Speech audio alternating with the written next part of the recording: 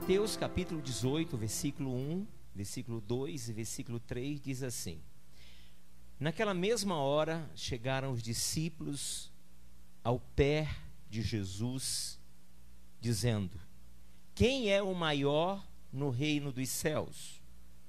Jesus, chamando uma criança, o pôs no meio deles e disse-lhe: Em verdade vos digo que, se não vos converterdes e não vos fizerdes como crianças, de modo algum entrareis no reino dos céus. Esse texto sagrado, querido, de Mateus capítulo 18, vai nos contar que os discípulos estavam preocupados. Quem seria o maior no reino dos céus? Enquanto os discípulos estavam preocupados, quem seria o maior no reino dos céus? Jesus colocava uma condição para entrar no reino, para participar no reino. E a condição que Jesus colocou, queridos, é exatamente se tornar como uma criança. Ele diz no versículo de número 3: Em verdade vos digo que, se não vos converterdes e não vos fizerdes como criança, de modo algum entrareis no reino dos céus.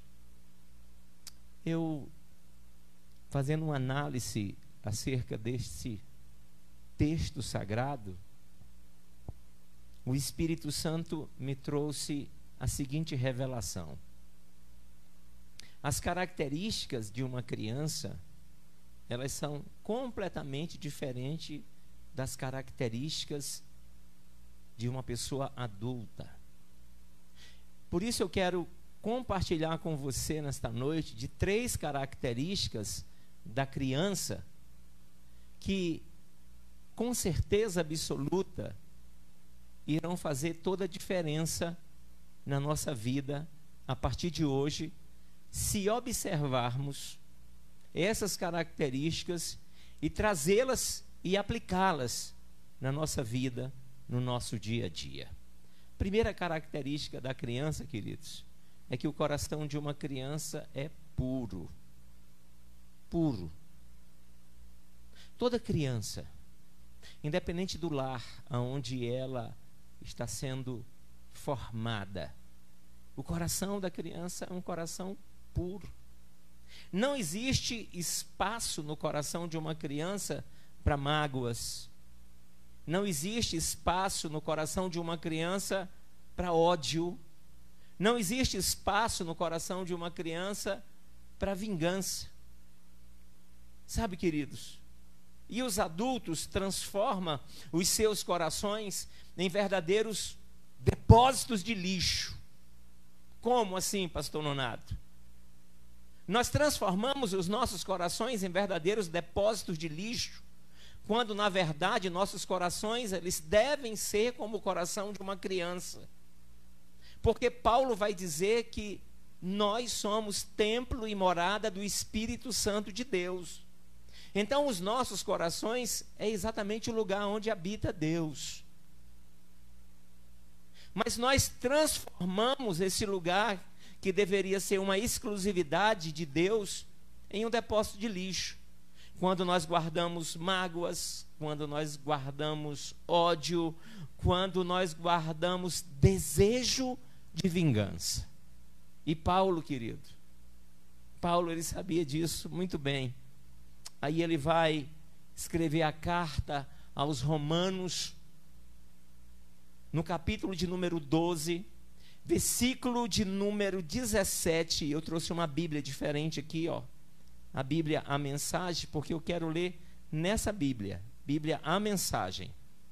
Preste atenção o que é que Paulo vai falar acerca disso. Romanos 12, versículo 17.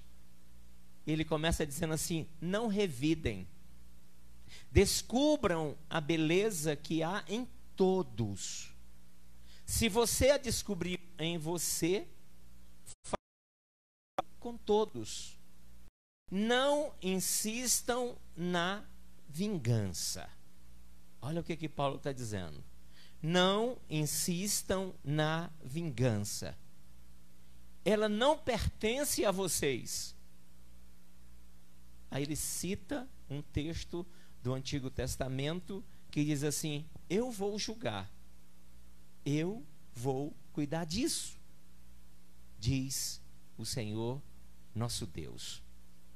Quando Paulo escreve essa carta aos Romanos, em particular esse texto sagrado, Paulo está dizendo para nós termos o nosso coração puro, livre de mágoas, livre de ódios, livre de vinganças. Sabe, queridos, por quê? Porque o Senhor, Ele olha para o nosso coração. Você conhece a história de quando o Senhor havia escolhido um novo rei em Israel, Davi, né? E mandou que Samuel fosse na casa de Jessé ungir o novo rei de Israel.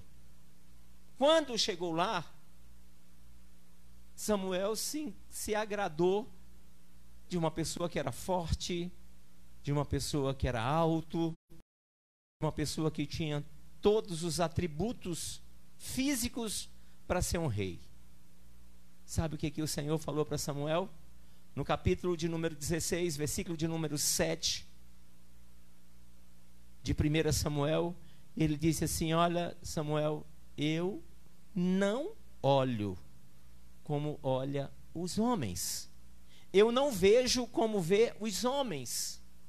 Por quê? Porque eu, o Senhor, olho para o coração. Entenda isso aqui, queridos.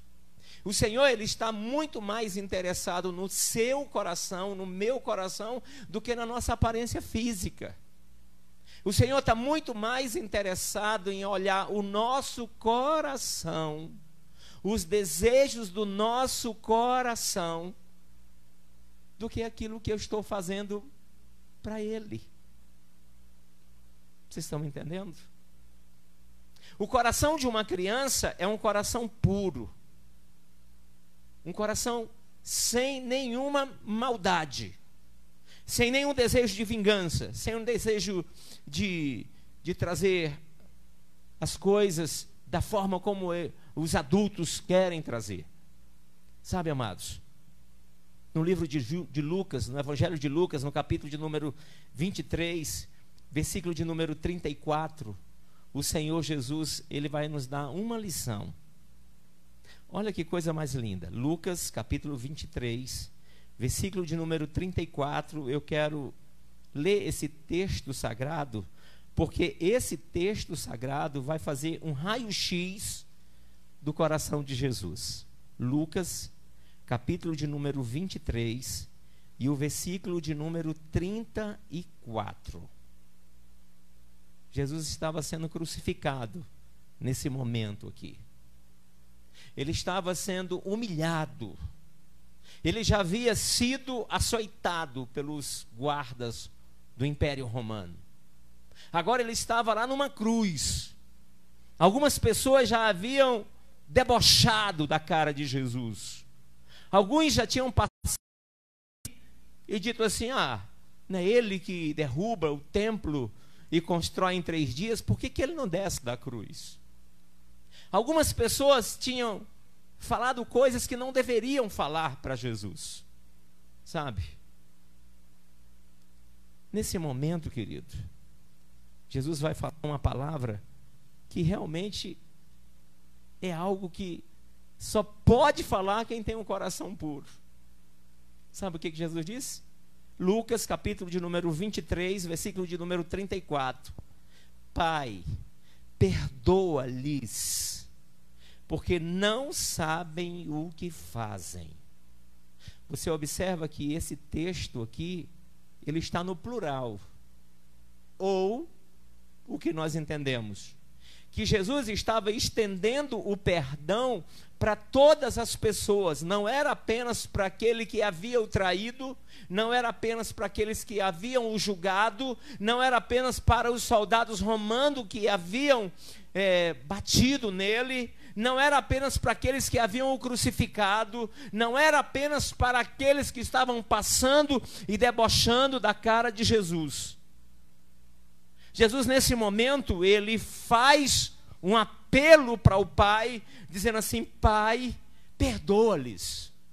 Ou seja, ele estava liberando um perdão no coletivo, para todas as pessoas que estavam ali ao pé da cruz, desfazendo de Jesus. Sabe, queridos, essa atitude de Jesus, de pedir para o Pai perdoar, porque eles não sabiam o que estavam fazendo, é a mais pura expressão de um coração desprovido de mágoa, um coração desprovido de ódio, ou um coração desprovido de vingança. E nós vamos encontrar esse coração exatamente no peito de uma criança.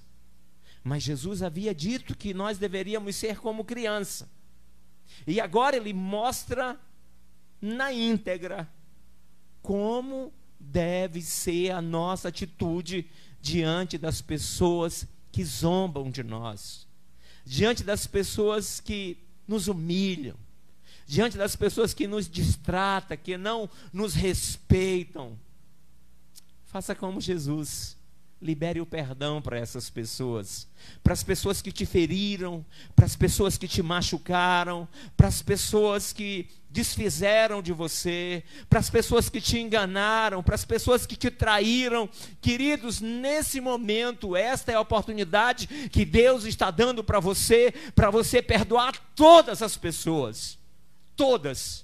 Indistintamente, libere o perdão, faça como Jesus fez. Ele disse: Pai, perdoa-lhes, porque eles não sabem o que fazem. E a minha oração nesse momento, o desejo do meu coração, é que todos vocês que estão me acompanhando façam da mesma forma como Jesus fez. Aqueles que te decepcionaram, perdoa. A partir de hoje, queridos, não carregue mais mágoa no seu coração. Não carregue mais rancor no seu coração. Não carregue mais tristeza por causa de A, de B ou de C. Por causa de alguém que você amava, que você gostava demais, e essa pessoa te decepcionou, te traiu, te feriu, te machucou. Não. Libera o perdão. Abençoa essa pessoa. Diga para essa pessoa assim: eu te abençoo em nome de Jesus, e que você seja grandemente abençoado em nome de Jesus. Quando você fizer isso, você vai ver que você vai tirar um peso muito grande, um fardo muito grande das tuas costas. E é isso que o Senhor quer que nós façamos. Que nós tenhamos um coração igual ao coração de uma criança. Você pode dar um glória a Deus? Você pode dizer: Senhor, obrigado por esta palavra. Eu sei que Deus está falando com você. Não é à toa que o Senhor colocou no nosso coração para trazer esta palavra. Porque ontem mesmo, quando nós estávamos escrevendo esta palavra, o Espírito Santo, ele me revelava que muitas pessoas que estariam assistindo esta mensagem hoje, precisavam ouvir esta verdade, porque você precisa liberar o perdão para as pessoas que te feriram. Às vezes a pessoa que te feriu não está nem preocupado mais com você, ou nem lembra que você existe, e você está carregando um fardo nas suas costas, indevidamente. Por isso o Espírito Santo hoje te convida: libera o perdão, perdoa, abençoa. Abençoa a pessoa, abençoa as pessoas. Seja racional, seja inteligente. Tenha dentro do seu peito o coração de uma criança. Com certeza absoluta, a sua vida não será mais a mesma a partir de hoje. Amém? Você pode dar um glória a Deus?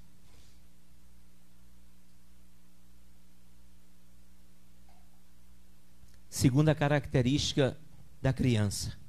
Deixa eu falar para você a segunda característica de uma criança. Os olhos das crianças, queridos, preste atenção nisso aqui. Os olhos das crianças são puros. Essa é a segunda característica de uma criança. Primeira característica, o coração da criança é puro. Mas a segunda característica da criança são os seus olhos. São olhos puros, inocentes. Eles não conseguem ver maldade em absolutamente nada. O Senhor Jesus, no capítulo de número 6, versículo 22, quando ele falava o sermão da montanha, ou o sermão do monte, o sermão do monte descrito por Mateus, nós vamos ter 111 versículos, nós vamos encontrar 17 mensagens diferentes, só no sermão do monte, em 3 capítulos, capítulo 5, capítulo 6 e o capítulo 7, o sermão do monte. Começa no versículo 1 do capítulo de número 5 do livro de Mateus, e ele vai concluir o sermão do monte exatamente no versículo de número 29 do capítulo 7 do livro de Mateus. Mas há uma particularidade muito linda que o Senhor Jesus fala conosco, é exatamente aqui no capítulo de número 6 e o versículo de número 22. Preste atenção nisso aqui. Mateus 6, versículo de número 22. Jesus vai dizer para nós assim: a candeia do corpo são os olhos.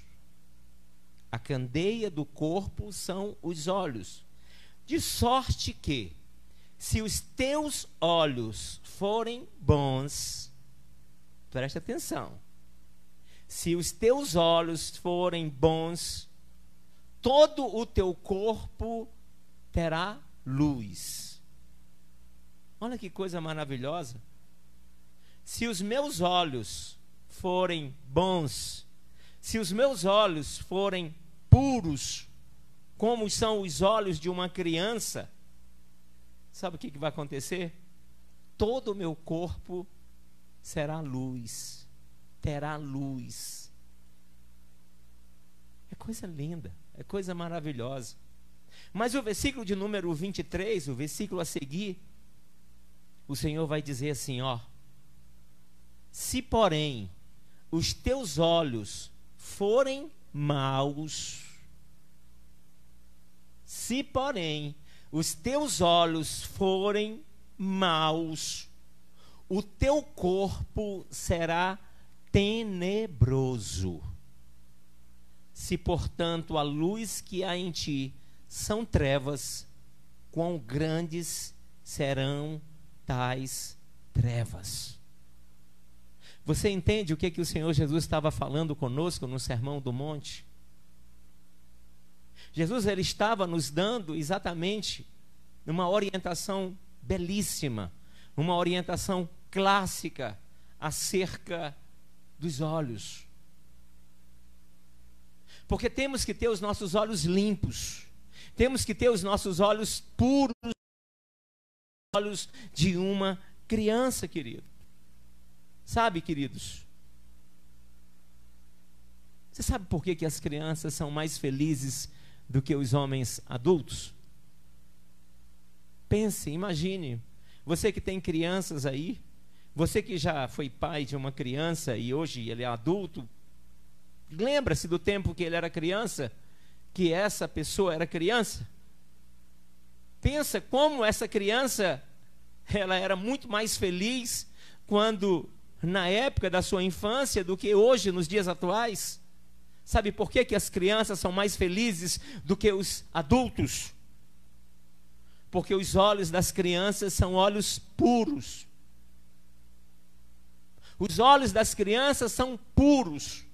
E Paulo vai escrever uma carta para um jovem pregador do Evangelho, chamado Tito. Uma carta pequena, de apenas 3 capítulos. Mas uma carta de admoestação, de vida de santidade.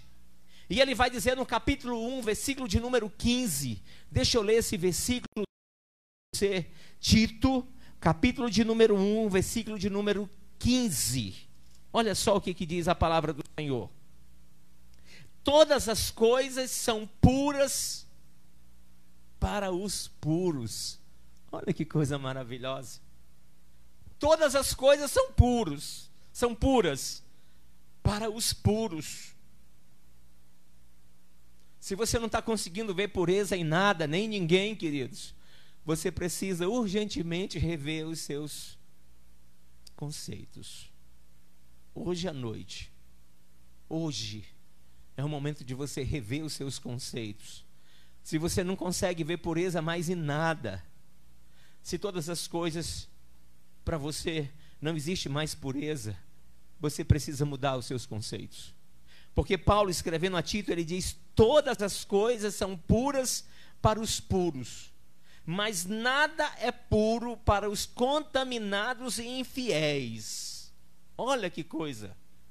Nada é puro para aqueles que são contaminados, para aqueles que são infiéis. Se você não consegue mais ver a pureza da igreja, se você não consegue ver mais pureza na vida de homens e mulheres de Deus que têm se deixado gastar na pregação do Evangelho, eu quero convidar você nesta noite, ainda nesta noite, dobrar o teu joelho, pedir perdão para Deus e rever os seus conceitos e mude, porque isso aqui é uma realidade.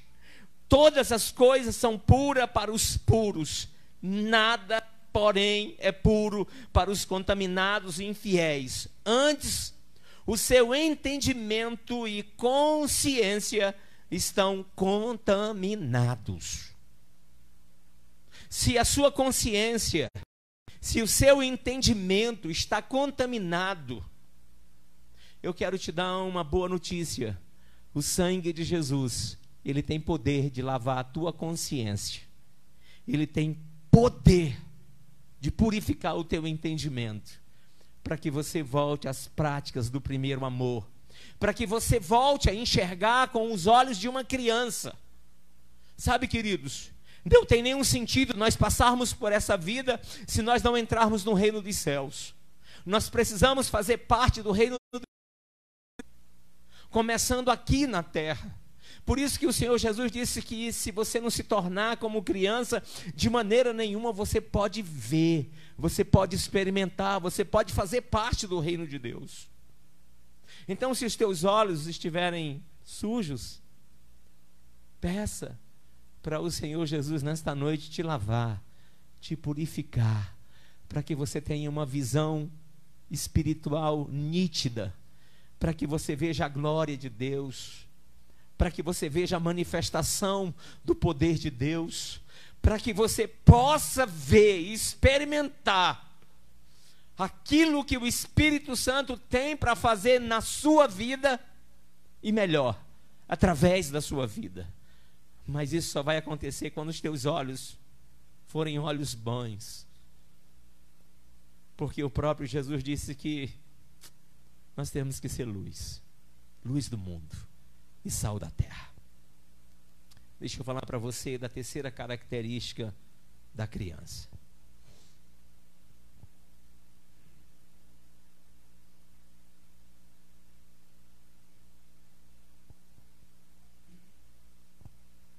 Terceira característica da criança, essa talvez seja uma das mais lindas. As crianças não fazem acepção de pessoas. As crianças não fazem acepção de pessoas.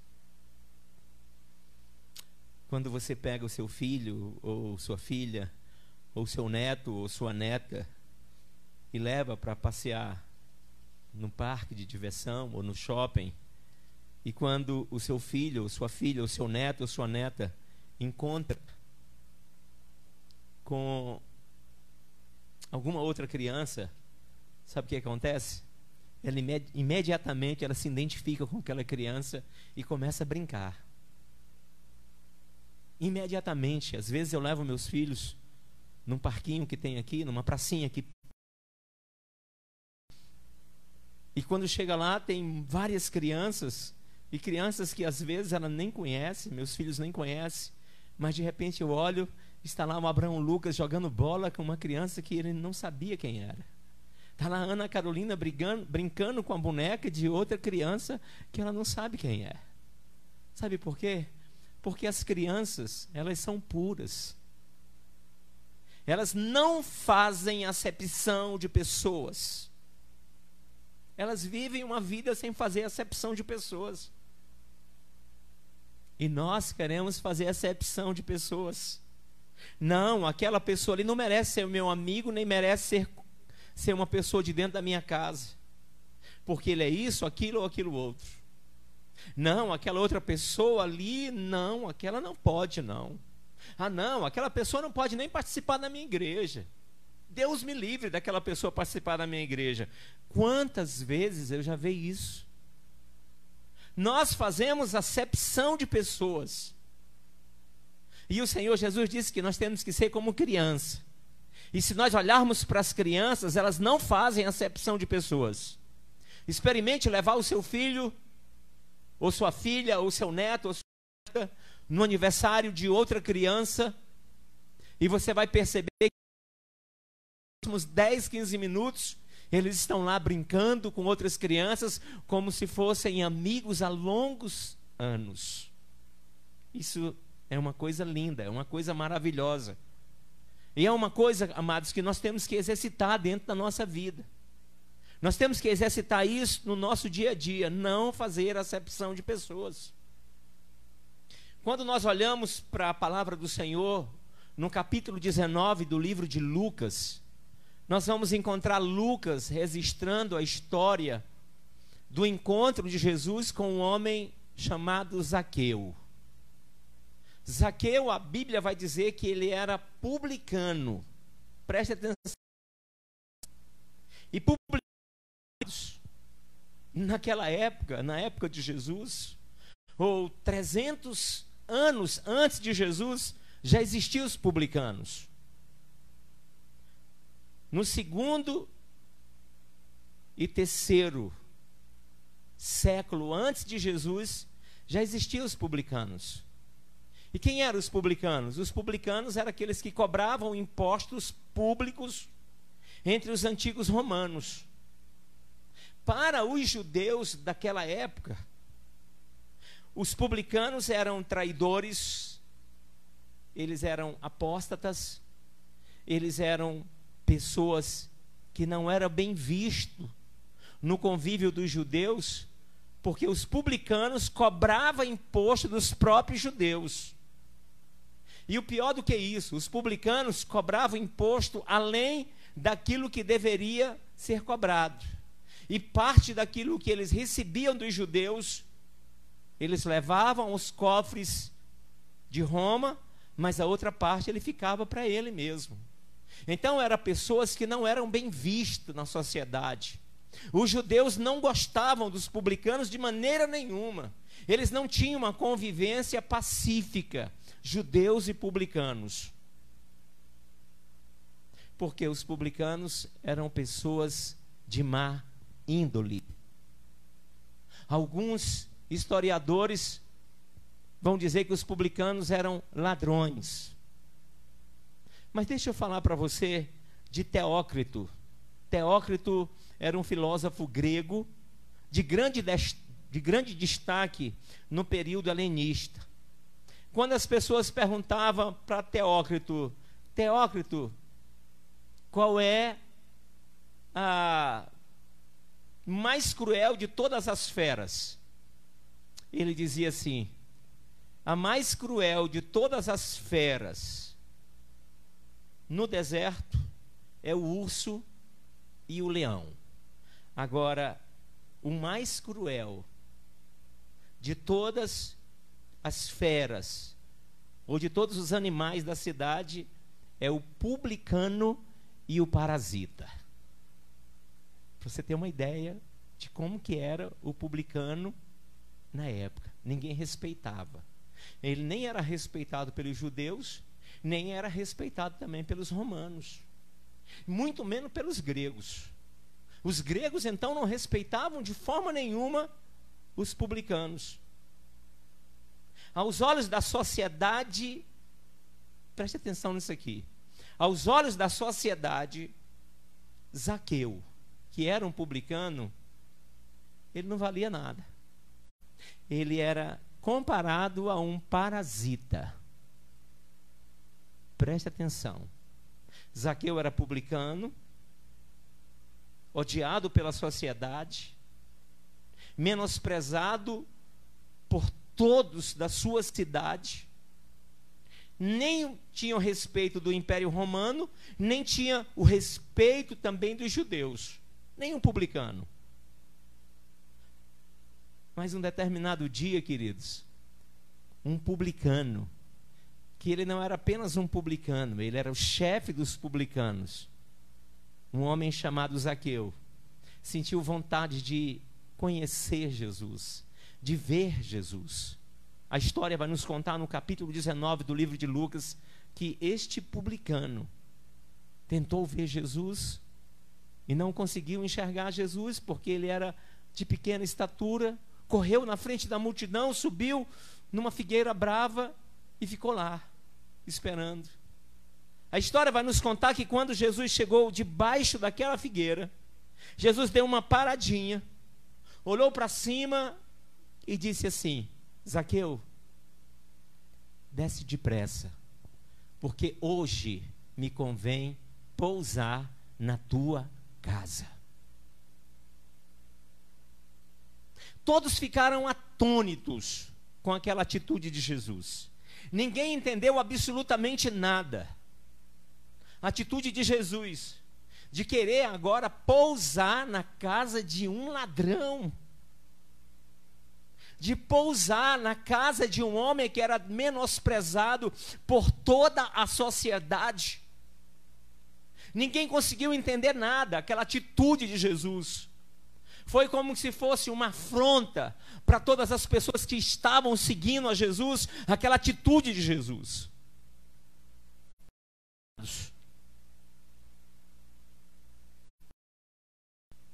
A única coisa que eu consigo ver, comparando aquela atitude de Jesus, parando, olhando para cima, dizendo assim: Zaqueu, desce, hoje eu vou pousar na sua casa. A única coisa que eu consigo ver nessa história, nesse momento, é que o coração de Jesus era um coração desprovido de qualquer acepção de pessoas. Ele não fazia acepção de pessoas. Você conhece a história de muitas pessoas que foram abraçadas por Jesus, que foram amparadas pelo Senhor Jesus. E aqui, queridos, Jesus prova mais uma vez que o coração dele era um coração igual ao coração de uma criança. Jesus mostra para nós como deve ser a nossa atitude. Quando você encontrar alguém que vive à margem da sociedade, faça diferente.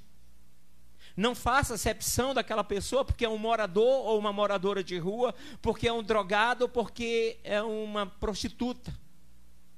De maneira nenhuma. Tenha misericórdia da vida dessas pessoas.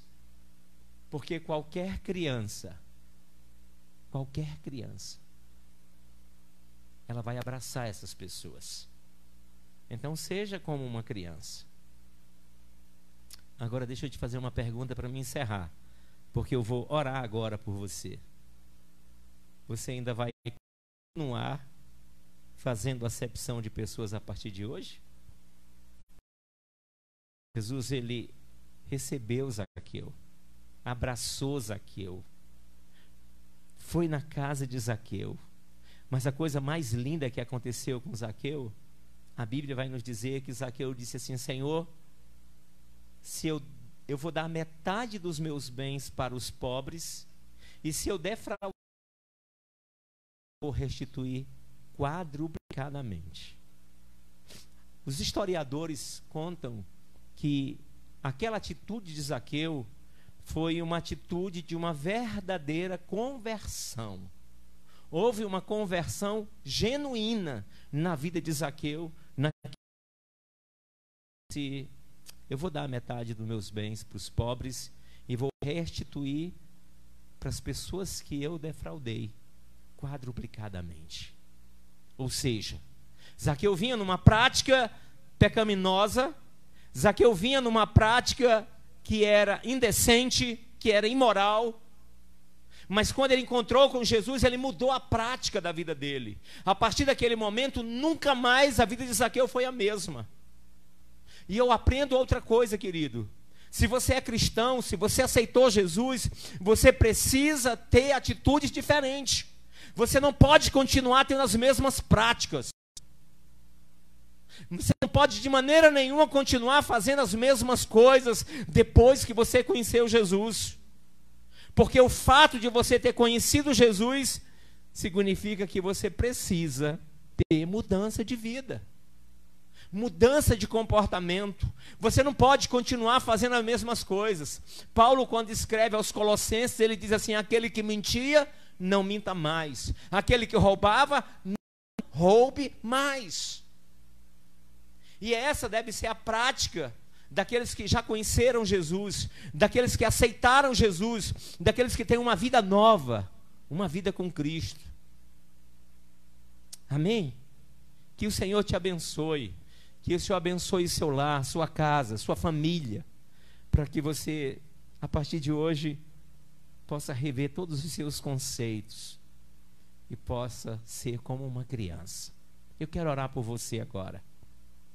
Eu quero abençoar a tua vida. Eu quero declarar bênção sobre a tua casa e a tua família em nome de Jesus. Feche seus olhos.